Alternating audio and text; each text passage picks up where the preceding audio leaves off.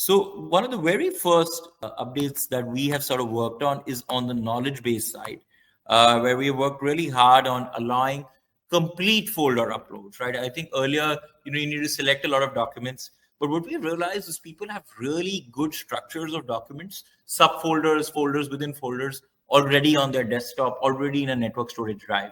Can we now, instead of users having to select each document or selecting documents in bulk, allow them to just upload that structure with all the documents as it's, right?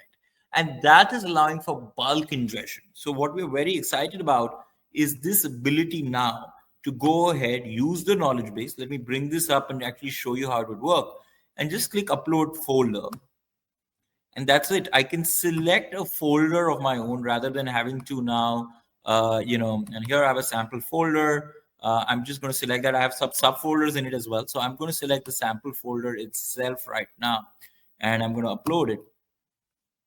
And it's going to get, it's understood my structure, right? So there's a sample folder, there's a document inside it, there's a subfolder, there's document 2 inside it.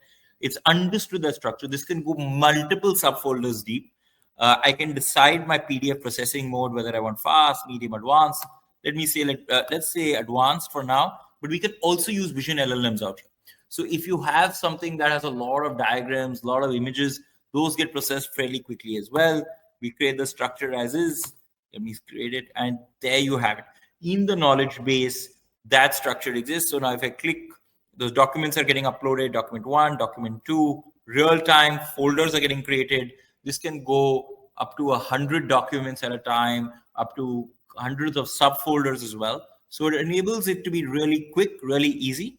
And what's great about it is it's all happening in the background, right? So while these documents are getting uploaded, I don't need to worry. I can continue using the system. I can continue modifying, changing things, and really working with it as things go along. But there, my documents are uploaded. They're ready to go.